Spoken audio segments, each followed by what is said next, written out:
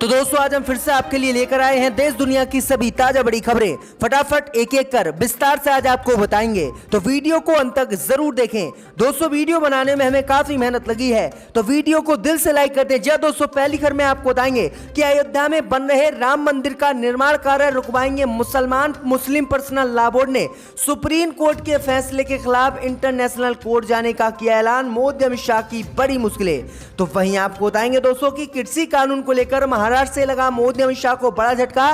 कृषि कानून को रद्द कराने के लिए महाराष्ट्र सरकार ने विधानसभा में 3 नए विधेयक को किया पास। मोदी अमित शाह की बढ़ गई मुश्किलें। तो वहीं आपको बताएंगे दोस्तों की ट्विटर ने नहीं माने मोदी सरकार के नियम, तो दिल्ली हाई कोर्ट ने आदेश किया जारी, मोदी सरकार ट्विटर पर करे जल्द कार्रवाई। तो वहीं आपको बताएंगे दोस्तों की चिराग पासवान ने मोदी को दी धमकी, कहा अगर चाचा को बनाया मंत्री तो जाऊंगा कोर्ट। वहीं आपको बताएंगे दोस्तों कि सुप्रीम कोर्ट ने मोदी अमित शाह को लगाई फटकार, कहा मानसिक रोगियों की कोरोना जांच कराकर तत्काल मोदी अमित शाह लगवाएं टीके। तो वहीं आपको बताएंगे दोस्तों कि उत्तर प्रदेश में अजय कुमार लल्लू ने किया ऐलान, 4 साल में 3 गुना बढ़ा है कांग्रेस का जनाधार। 2022 में बनेगी उत्तर प्रदेश में कांग्रेस सरकार। तो सभी खबरों को आपको एक एक कर बताएंगे दोस्तों, वीडियो को दिल से लाइक कर दें। इसी बीच पर तो दोस्तों अगली खबर की ओर, तो अयोध्या में बन रहे राम मंदिर का निर्माण कार्य रुकवाएगा Muslim personal law board, supreme court जाने का किया ऐलान। जी दोस्तों, आपको बता दें ये बड़ी खबर सामने निकल कर आई दोस्तों कि राम मंदिर निर्माण को लेकर बीजेपी सहित हिंदुओं को बड़ा झटका आज लगने वाला है। दरअसल आपको बता दें कि all India Muslim personal law board ने फैसला किया है कि वह अयोध्या मामले पर दिए गए सुप्रीम कोर्ट के फैसले के खिलाफ सुप्रीम कोर्ट में पुनर्विचार याचिका दाखिल करेगा और राम मंदिर निर्माण का कार्य रुकवाएगा। दरअसल आपको बता दें कि मुस्लिम पर्सनल लॉ बोर्ड ने कहा है कि बाबरी मस्जिद में 1857 से 1949 तक मुसलमानों का कब्जा है और नमाज पढ़ना भी साबित माना गया, तो मस्जिद की जमीन हिंदू पक्ष को आखिरकार सुप्रीम कोर्ट ने अपने फैसले में कैसे दे दी।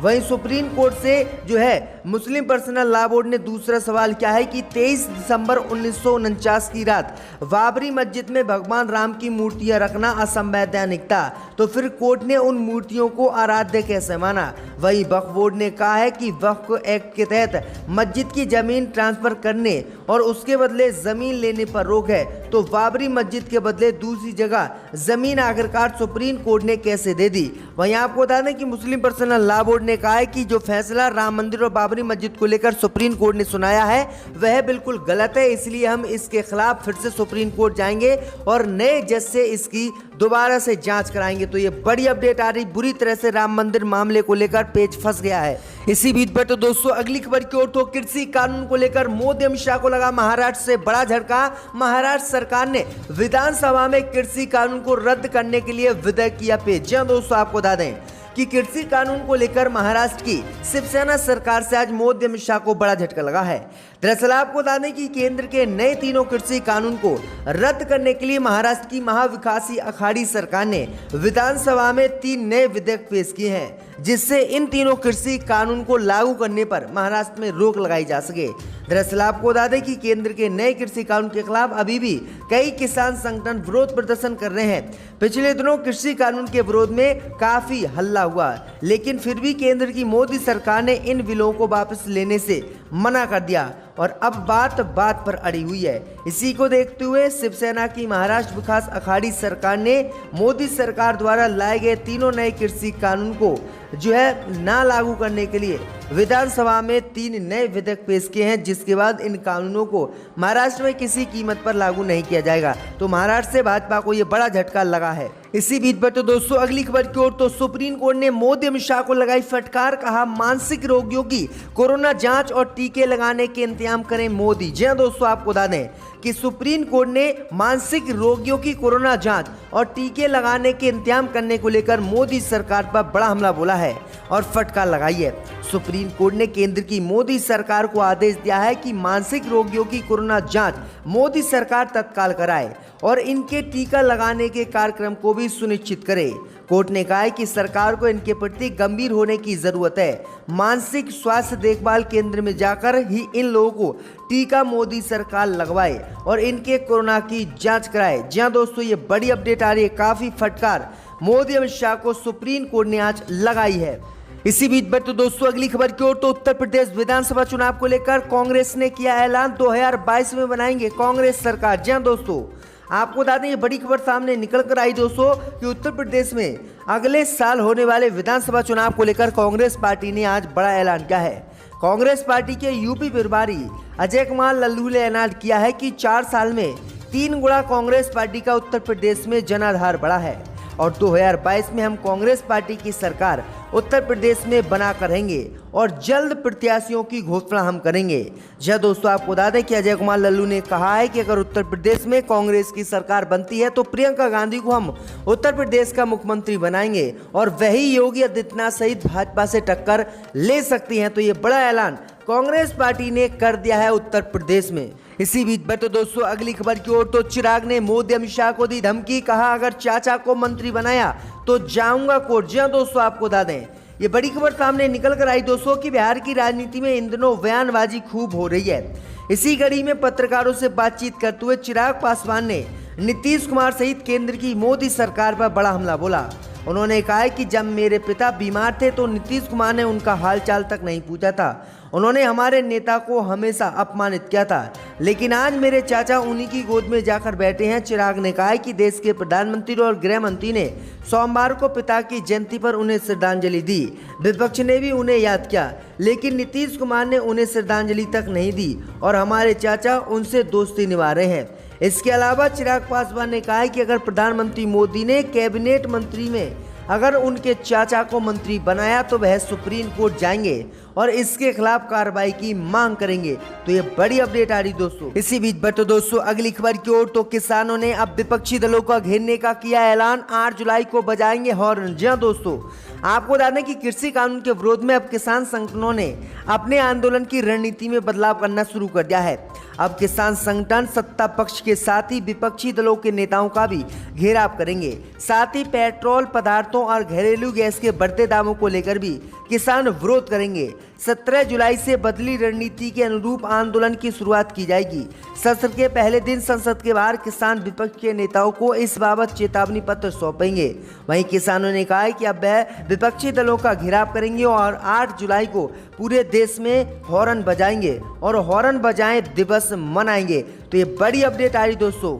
इसी बीच बढ़ते दोस्तों अगली खबर की ओर तो ट्विटर ने मोदी अमित शाह को दिया बड़ा झटका। ट्विटर ने नहीं माने मोदी सरकार के नियम, दिल्ली हाई कोर्ट बोला केंद्र सरकार कार्रवाई के लिए है स्वतंत्र। जी हां दोस्तों, आपको बता दें कि ट्वीट विवाद को लेकर दिल्ली हाई कोर्ट में मंगलवार को सुनवाई हुई। इस दौरान दिल्ली हाई कोर्ट ने ट्विटर को फटकार लगाते हुए कहा कि आईटी नियमों का पालन नहीं करने पर उसे मुश्किल होगी। अदालत ने साथ ही कहा कि केंद्र सरकार कार्रवाई के लिए स्वतंत्र है। वहीं हाई कोर्ट ने मंगलवार को हुई सुनवाई के दौरान कहा कि ट्विटर ने माना कि उसने नए आईटी नियमों का पालन नहीं किया है। वहीं आपको बता दें कि मोदी सरकार ने हाल ही में नए आईटी नियम बनाए थे, लेकिन ट्विटर ने मोदी सरकार के नियम मानने से साफ इनकार कर दिया, जिसके बाद दिल्ली हाई कोर्ट में मोदी सरकार पहुंची और दिल्ली हाई कोर्ट ने इस मामले पर सुनवाई करते हुए आज मोदी सरकार को छूट दे दिया कि वह ट्विटर पर जो कार्रवाई करने के लिए वह स्वतंत्र है और हम इस पर रोक नहीं लगाएंगे। इसी बीच बढ़ते दोस्तों अगली खबर की ओर तो कोरोना को देखते हुए उत्तराखंड सरकार ने कांवड़ यात्रा पर लगाई रोक। तो चुनाव जीतने के लिए योगी ने कांवड़ यात्रा की दी अनुमति। जी हां दोस्तों, आपको बता दें कि कोरोना वायरस को देखते हुए पड़ोसी राज्य उत्तराखंड ने उत्तर प्रदेश सहित पूरे राज्य में कांवड़ यात्रा पर प्रतिबंध लगा दिया था और उत्तराखंड ने ऐलान किया था कि इस बार कांवड़ यात्रा किसी भी कीमत पर नहीं करने दी जाएगी, क्योंकि कांवड़ यात्रा से कोरोना वायरस फैलने के संकेत हैं। अब इस बीच आपको बता दें कि उत्तर प्रदेश के मुख्यमंत्री योगी आदित्यनाथ ने कोरोना की परवाह ना करते हुए चुनाव जीतने के लिए यूपी में जो है कांवड़ यात्रा निकालने की इजाजत आज दे दी है और कहा कि 25 जुलाई से कांवड़ यात्रा पूरे प्रदेश में शुरू होगी। दरअसल आपको बता दें कि योगी आदित्यनाथ ने इसको लेकर निर्देश भी जारी किए हैं। तो किस तरह से चुनाव जीतने के लिए योगी आदित्यनाथ ने लोगों की जान को दांव पर लगा दिया है और कांवड़ के नाम पर कोरोना फैलाने का अब ये सब में जो है दुष्प्रचार योगी आदित्यनाथ ने करवाया है। तो ये बड़ी अपडेट आ रही दोस्तों। इसी बीच बढ़ते दोस्तों अगली खबर की ओर तो राहुल गांधी ने फिर साधा मोदी सरकार पर निशाना, कहा मित्रों वाला राफेल है, टैक्स वसूली और महंगा तेल है। जय दोस्तों, आपको बता दें कि राफेल डील और महंगाई के मुद्दे पर कांग्रेस के पूर्व अध्यक्ष राहुल गांधी ने मोदी सरकार को आज फिर से घेरा है। कांग्रेस नेता राहुल गांधी ने राफेल डील की जांच और पेट्रोल डीजल की बढ़ती कीमतों को लेकर एक बार फिर से केंद्र की मोदी सरकार पर निशाना साधा है। राहुल गांधी ने कहा है कि रिक्त स्थानों को भरें, मित्रों वाला राफेल है, टैक्स वसूली, महंगा तेल, PSU PSB की आंधी सेल, सवाल तो करें तो फिर जाए हम जेल, मोदी सरकार की यही है फेल। इससे पहले राहुल गांधी ने राफेल स्कैम के साथ ट्वीट किया था और कहा था कि चोर की दाढ़ी में तिनका है। तो ये बड़ी अपडेट आई दोस्तों, क्योंकि राफेल विमान को लेकर कई बार जो है मामला गंभीर होता जा रहा है। इसी बीच बढ़ते दोस्तों अगली खबर की ओर, तो उड़ीसा के अन्य स्थानों में जगन्नाथ रथ यात्रा की सुप्रीम कोर्ट ने नहीं दी अनुमति, मोदी अमित शाह को लगा झटका। जी हाँ दोस्तों, आपको बता दें कि उड़ीसा में वार्षिक जगन्नाथ रथ यात्रा का आयोजन इस बार भी श्रद्धालुओं की भीड़ के बिना होगा। रथ यात्रा केवल पुरी में ही निकाली जाएगी। सुप्रीम कोर्ट ने जगन्नाथपुरी के अलावा विभिन्न स्थानों पर रथ यात्रा निकालने की अनुमति मांगने वाली याचिकाओं को खारिज करते हुए उड़ीसा सरकार के आदेश में हस्तक्षेप करने से साफ इनकार कर दिया है। प्रधान न्यायाधीश NV रमन की अध्यक्षता वाली एक पीठ ने कहा है कि वह राज्य सरकार द्वारा आपदा प्रबंधन अधिनियम के तहत पारित निर्देशों में हस्तक्षेप नहीं करेगी। पीठ ने कहा है कि हम माफ़ी चाहते हैं, हमें भी बुरा लग रहा है। वहीं आपको बता दें कि मोदी सरकार सहित भाजपा और अन्य पार्टियों ने उड़ीसा में जगन्नाथ रथ यात्रा निकालने की प्रदेश में अनुमति मांगी थी, लेकिन कोर्ट ने खाली उड़ीसा में ही जगन्नाथ रथ यात्रा निकालने की अनुमति दी है, बाकी सब जगह रोक लगा दी है। तो ये बड़ी अपडेट आ रही दोस्तों। इनकी मोतली को वापस लिया जाए।